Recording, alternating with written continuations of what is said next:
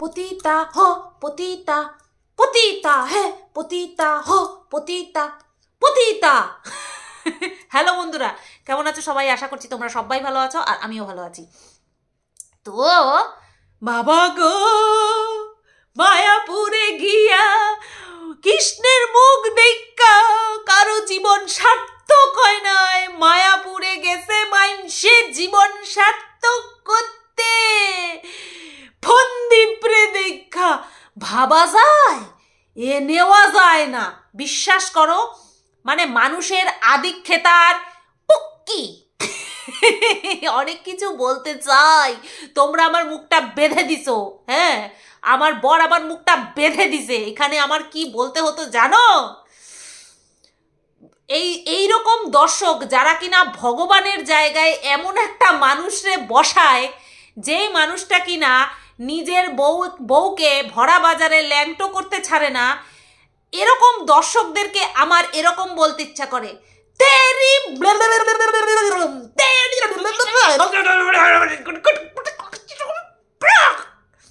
এতগুলো খিস্তি মারতে ইচ্ছা করে আমার। খিস্তি না, খিত্তি, এতগুলো খিত্তি মারতে ইচ্ছা করে আমার। এই ধরনের দর্শকদেরকে এতগুলো খিত্তি মারতে ইচ্ছা করে আমার। মায়াপুর গিয়ে এই ধরনের একটা লোভী চন্ডাল, একটা cow, just looking like a cow, তাকে দেখে নাকি এদের মায়াপুরে আসা নাকি সার্থক হয়ে গেছে। মানে এরা মায়াপুরে কৃষ্ণকে দর্শন করতে আসেনি, কৃষ্ণের যে এত ভক্তরা রয়েছে তাদেরকে দর্শন করতে আসেনি। এর দেখা পেয়ে নাকি এদের মায়াপুরে আসা সার্থক হয়ে গেছে। আমি এদের আদিক্ষেতা দেখে এদেরকে মনে হয়, তোর আদিক্ষেতার গুষ্টি কিলাই, আমার এরকম বলতে ইচ্ছা করে। মানে মানুষ কোন লেভেলে গিয়ে আটকেলেপনা করে সোশ্যাল মিডিয়াতে একটা ভাইরাল ফেসকে দেখলে পরে, এবং সেই ভাইরাল ফেসের মানে ক্যামেরাতে নিজেকে দেখাতে পারলে মনে করে যেন স্বয়ং ভগবান এদেরকে দর্শন দিয়েছে। মানে এরা এতটা আটকেলে, এরা এতটা জঘন্যভাবে আটকেলে। যেই ছেলেটা ভরা বাজারে নিজের বউকে বিক্রি করলো, নিজের শ্বশুরবাড়ির প্রত্যেকটা সদস্যকে ধরে ধরে অপমান করলো, সেই রকম একটা ছেলেকে বলছে খুব ভালো। টিনা খারাপ কাজ করেছে, টিনা নিজের মুখে স্বীকার করেছে আমার দ্বারা ভুল হয়ে গেছে। ও যেটা মেনে নিয়েছে সেটাকে প্রতি মুহূর্তে বিক্রি করা, তার পুরো পরিবারের সদস্যদেরকে ধরে ধরে বিক্রি করা, নিজের বাচ্চাকে বিক্রি করে জামা কাপড় মানুষের কাছ থেকে নেওয়া, তারপরে সেই মানুষটা কি করে যে এতগুলো মানুষের কাছে একটা আদর্শ ছেলে হতে পারে আমি বুঝতে পারি না। যেই পরিবারে একটা 3 মাসের কন্যা সন্তান ঠাঁই পেল না, সেই পরিবারকে, সেই পরিবারের মানুষগুলোকে মানুষ কিভাবে এতটা ভালো চোখে দেখতে পারে আমি জাস্ট বুঝতে পারি না।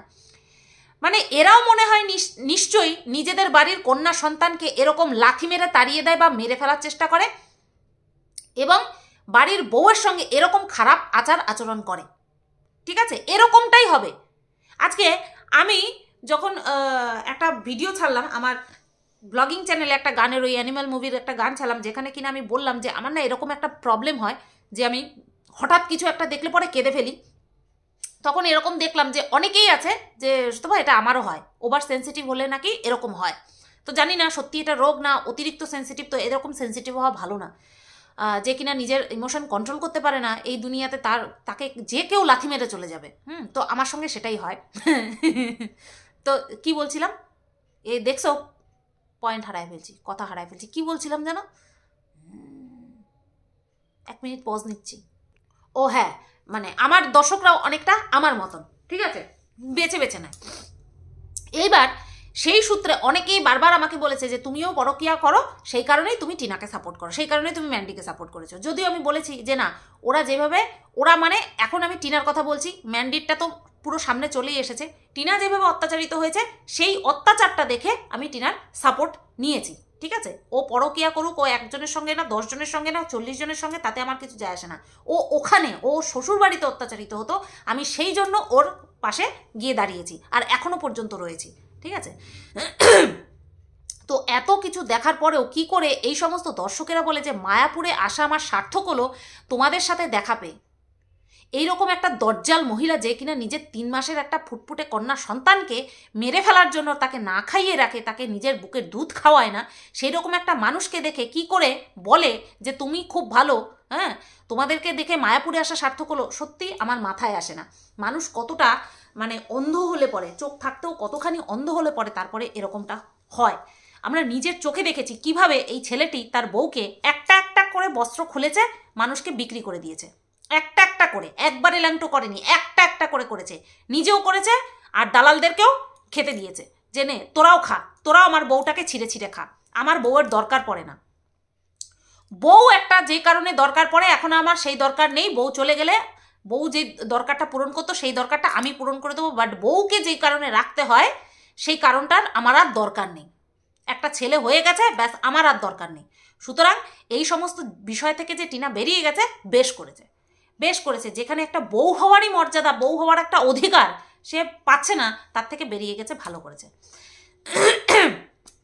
আচ্ছা, কিছু কারণ উঠে এসেছিল, কিছু কথা উঠে এসেছিল যে ওদের দুজনের মধ্যেকার প্রাইভেট কথা, অর্থাৎ টিনা আর তার প্রাক্তন হাজব্যান্ডের, এখন প্রাক্তনই বলছি যেহেতু দুজনেই ডিভোর্সের জন্য অ্যাপ্লাই করে দিয়েছে সেই কারণেই বলছি। তো এই দুজনের ঘরের মধ্যেকার, বিছানার মধ্যেকার কথা যেগুলো উঠে এসেছিল, যে শারীরিক দিক থেকে স্যাটিসফাই করতে পারে না, যেটা কিনা পতিতা পতিতা পতিতা পতিতা বলেছে, সেটা নিয়ে আমি বলছি যে এটার নাকি কোনো ব্যাখ্যা দর্শকরা খুঁজে পায়নি, আর দর্শকরা নাকি এই ফন্দীপকে পুরো নির্দোষ ডিক্লেয়ার করে দিয়েছে, যেটা লালবাগের পতিতা পুরোটা বলল যে এরকম কোনো কারণ তারা দেখতে পায়নি যেখান থেকে প্রমাণিত হয় যে ফন্দীপ টিনাকে শারীরিক দিক থেকে স্যাটিসফাই করতে পারে না, এরকম কোনো প্রমাণ উঠে আসেনি, সেই কারণে ফন্দীপ বেকসুর খালাস হয়ে গেল এই দিকটা থেকে। তা কি প্রমাণ উঠে আসবে? যেখানে কিনা টিনার নন্দাই অর্থাৎ সোমালির হাজবেন্ড নিজের মুখে বলেছে যে ব্যাঙ্গালোরে যদি ফন্দীপের মাকে যদি চিকিৎসার জন্য নিয়ে যাওয়া না হতো তাহলে ওই বাচ্চাটা পৃথিবীতে আসতো না। তার মানেটা কি? একটা বাচ্চা জন্মাতে গেলে কি কি প্রসেস, কি কি করতে হয় সেটা আমরা সবাই জানি। তো সেই প্রসেসটাই হচ্ছিল না, তো একটা বাচ্চা আসবে কোথা থেকে? এর থেকেও কি বেশি বড় প্রমাণ দর্শকের কাছে লাগবে বলতে যে টিনার হাজব্যান্ডের মধ্যে একটা নর্মাল হাজব্যান্ড ওয়াইফের সম্পর্ক ছিল না? না, দর্শককে লাইভ দেখাতে হবে, তারপরে গিয়ে দর্শক বুঝবে। আর সেই লাইভ প্রমাণ কেউ দেখাতে পারেনি, তাই দর্শকেরা ফন্দীপকে একদম বেকসুর খালাস করে দিয়েছে। আমি বলি কি, এই সমস্ত দেখার পরে ফন্দীপের জন্য একটা মেয়ে জোগাড় করা হোক, একটা মেয়ে জোগাড় করা হোক যার সাথে বিয়ে দেওয়া হবে, এবং তারপরে গিয়ে তোমরা পুরোটা প্রমাণ পেয়ে যাবে। না, একটা বাচ্চা হওয়া মানেই স্বামী স্ত্রীর মধ্যে সব কিছু নর্মাল রয়েছে, মানে স্বামী তার স্ত্রীকে বা স্ত্রী তার স্বামীকে খুশি করতে পারছে, এমনটা কিন্তু মোটেও নয়। লাস্ট স্টোরি 2 দেখো, যেখানে কিনা নীনা গুপ্তা একজন দাদির রোল করেছে, যেখানে ওই আমি না নায়ক নায়িকাটার নাম ভুলে যাচ্ছি, আঙ্গাদ, নেহা ধুপিয়ার হাজব্যান্ড আঙ্গাদ, মেয়েটার নামটা আমি ভুলে গেছি। মেয়েটা ওই ফার্জি বইতে শাহিদ কাপুরের বিপরীতে ছিল। হ্যাঁ, এই দুটো মানে কাপল, তাদের বিয়ে হবে। আর তখন এই নীনা গুপ্তা দাদির ভূমিকাতে ছিল, যিনি কিনা বলেছেন যে পাত্র আর পাত্রীর মধ্যে 36টা গুণাবলী থাকে, যেটা মিললে পরে শুভ ধরা হয়। তখন ওই নীনা গুপ্তা বলেছেন যে 36 का 36 गुण मिले या ना मिले, बेड पे अगर हस्बैंड वाइफ কম্পাটিবিলিটিটা কি একটা বলে না, মানে দুজন যদি দুজনকে খুশি করতে পারে তাহলে তাদেরকে কেউ আলাদা করতে পারে না। ঠিক আছে? তো এটা হচ্ছে একটা সাধারণ হিসাব। दो बूंद जिंदगी की। তো বাচ্চা হওয়ার জন্য যদি লাইন ঘাট পুরো পরিষ্কার থাকে, আমার মতন যদি এরকম ব্লকেজ না থাকে, লাইন ঘাট যদি পুরো ক্লিয়ার থাকে, আর স্পার্ম মোটিলিটি এবং কোয়ালিটি এবং কোয়ান্টিটি যদি ঠিক হয়, বাচ্চা হওয়া কোনো ব্যাপার না। কিন্তু একটা বাচ্চা হওয়া মানেই দুজনকে ফিজিক্যালি স্যাটিসফাই করতে পারছে, এটা মোটেই না। আজকে আমার আলোচনা হয়তো সুতো পাখি বলছে এরকম মনে হতে পারে, বাট আমি জানি যারা এই যে সেক্স এডুকেশন নিয়ে খোলামেলা হতে পছন্দ করে বা আমার মতন মেন্টালিটি পোষণ করে, তাদের কাছে এই আলোচনাগুলো একদম খারাপ লাগবে না, অবশ্যই জ্ঞানমূলক লাগবে। ঠিক আছে? তো বাচ্চা হয়ে যাওয়া মানেই দুজন দুজনকে স্যাটিসফাই করতে পারছে এমনটা মোটেও না। আবার বাচ্চা না হওয়া মানেই দুজন দুজনকে স্যাটিসফাই করতে পারছে না বা দুজন দুজনের সঙ্গে খুশি নেই, এটাও কিন্তু নয়। ঠিক আছে? এটাও কিন্তু নয়। সুতরাং একটা বাচ্চা হয়ে যাওয়া মানে হাজব্যান্ড ওয়াইফকে খুশি করতে পারছে ফিজিক্যালি, এটা প্রমাণিত হয়ে যায় না, এটা কখনো প্রমাণিত হয়ে যায় না। এবার নেক্সট যে আসবে সে ভালো মতন বুঝতে পারবে যে আসলে ঘটনাটা কি। তো লালবাগের পতিতা পুরো ক্লিয়ার করে দিয়েছে যে ওটা ওর মেয়ের মামা হয়, মানে ফন্দীপ ওই পতিতার মেয়ের মামা হয়। বেশ ভালো, আমরা আপাতত মেনে নিলাম। কিন্তু তুমি যে এই যে কচি সাজার পরে তোমাকে যে ওই দর্শকেরা যারা কিনা তোমাদেরকে দেখে কৃষ্ণকে দেখার আর ইচ্ছে রাখে না, তোমাদেরকে দেখেই নিজেদেরকে একেবারে মনে হলো যেন চারোধাম দর্শন করে নিয়েছে, হ্যাঁ, তারা যখন তোমাকে কচি বলল তখন তুমি ডাইরেক্ট তোমার ভাইকে জিজ্ঞাসা করছো, আমাকে কচি লাগছে, আমাকে সুন্দর লাগছে, আমাকে কম বয়সী লাগছে। কেন? আরও তো মানুষ ছিল, তাদেরকে জিজ্ঞাসা না করে নিজের ভাইকে কেন জিজ্ঞাসা করতে হলো যে তোমাকে কচি লাগছে কিনা? আবার বলছে যে কে কে ছিল না সঙ্গে, তাকে বলছে আমাকে সত্যি সত্যি লাগছে, সে নাকি বলেছে তোকে এমনি যেমন তেমন লাগে, অর্থাৎ এমনি বুড়ি লাগে, আর সাজলে পরে অপরূপা লাগে। ওরে সাজলে তো রানু মণ্ডলরেও সুন্দর লাগে। তো তুই তো দেখতে শুনতে একেবারে খারাপ না। হ্যাঁ, সঠিকভাবে ভালো কথাটা আমি বলতে পারি, তোর মতন না, বুঝলি পতিতা? পতিতা, তোর মতন না আমি। হ্যাঁ, তোর নাকটা বোচা, আগে তোর দাঁত ভাঙা ছিল, কিন্তু তোর মাথায় খুব ভালো চুল রয়েছে, আদার মতন ফেটকে ফেটকে গেছিস, একটু ডায়েট কন্ট্রোল কর। ওই হার্বাল প্রোডাক্ট তোকে দিয়েছে না, ওগুলো তুই ওগুলো গেল, তারপরে আরেকটু কচি কচি লাগবে, ভাইয়ের পাশে একেবারে মানিয়ে যাবে দিদি হিসাবে। অন্য কিছু খারাপ মানে নিস না, বুঝতে পারলি তো? তো খুব কচি কচি লাগছে গো, কচি কচি, একদম কচি লাগছে। তো সেখানে বলছে যে আমি ভুলকে সাপোর্ট করেছি বলে আমাকে নাকি বলেছে ডাইনি, আমাকে নাকি ডাইনি ছাড়া কিছু বলে ডাকেই না। তো যেই সমস্ত তুই শিক্ষিত মানুষগুলোর সঙ্গে, যেই সমস্ত কুশিক্ষায় শিক্ষিত মানুষগুলোর সঙ্গে তোদের দেখা হয়েছিল, তারা জানে যে এই শতাব্দীতে দাঁড়িয়ে ডাইনি নামক শব্দটা উচ্চারণ করাটাও আইনত অপরাধ।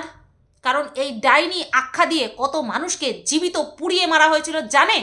তোরা যেই সমস্ত কুশিক্ষায় শিক্ষিত জঘন্য পাবলিকদের সঙ্গে দেখা করেছিস, তারা জানে যে কাউকে ডাইনি বলাটা অপরাধ, ডাইনি শব্দ ইউজ করাটাই অপরাধ, জানে।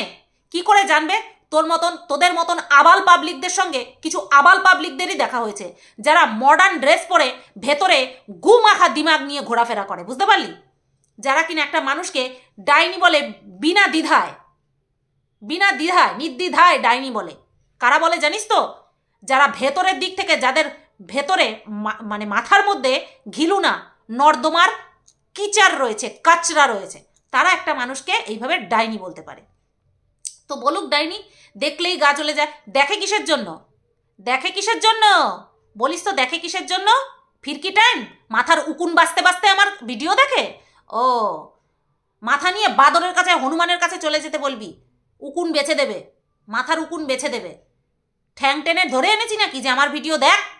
জানোয়ারের বাচ্চাগুলো, ঠ্যাং ধরে ডেকে এনেছি? ডেকে আনিনি তো। তাও তো আমি ভালো কথা বলেছি, জানোয়ারের বাচ্চা। জানোয়ারদের মধ্যেও সেন্স আছে। তো আমাকে তো ডাইনি বলে। বন্ধুরা, ওকে তোমরা কি বলে ডাকো? ওকে তোমরা কি বলে ডাকবে বলো তো? ওকে দেখা হয়েছে সবাই নাকি গলায় জড়িয়ে ধরেছে, তাই না? তোকে জড়াজড়ি করেছে? তুই তো জড়াজড়ি করতে ভালোবাসিস, তুই তো জড়াজড়ি এলাকারই মাল, তাই তুই জড়াজড়ি কর, জড়াজড়ি কর, বুঝতে পারলি তো? তা বন্ধুরা, তোমরা বলো তো, ওকে তোমরা বাইরে কি বলে ডাকো? ওকে যখন তোমরা দেখো কি বলে ডাকো? খচ খচ খচ খচ খচ খচ মাসি, খচখচ মাসি, খচখচ এলাকার মাসি। তুই হচ্ছিস খচখচ এলাকার মাসি। পতিতা, পতিতা, তোকে পতিতা বলে, লালবাতির মাসি তুই, বুঝতে পারলি? তোরও একটা আইডেন্টিটি আছে, যেটা তুই নিজেই তৈরি করেছিস। তুই হচ্ছিস লালবাতি এলাকার মাসি। তোর বাপকে তুই বিয়ে করেছিস, থু তোর মুখে। তোর বাপকে তুই বিয়ে করেছিস, তোর মায়ের কাস্টমারকে তুই ইস ইস, বাপরে বাপ। তাকে নিয়ে আবার জনসমক্ষে বেরোস, কি করে বেরোস রে? ওটা একটা গ্রাহক, ওটা লালবাতি এলাকায়। এই ঠিক মতন চেক ঠেক করেছিলিস তো? কি দুর্গন্ধযুক্ত মাল বাবা, একটা লালবাতির এলাকার মাল। যারে বিয়ে করেছে সে লালবাতির এলাকায় 4 বছর ধরে খামছে খামছে খেয়েছে সব কটা পতিতারে। ইস, আবার এদেরকে দেখে নাকি এদের এই ভিউয়ার্সদের মায়াপুরে আসা সার্থক হয়ে গেল।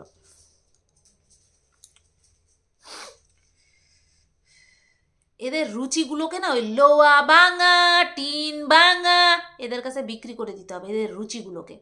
আর যারা যারা মনে হয় যে এই ডাইনিটাকে দেখতে ইচ্ছা করে না, তাদেরকে বলবো সসম্মানে আমার এই চ্যানেল থেকে বেরিয়ে যাবেন, সসম্মানে আমার চ্যানেল থেকে বেরিয়ে যাবেন, ঠিক আছে?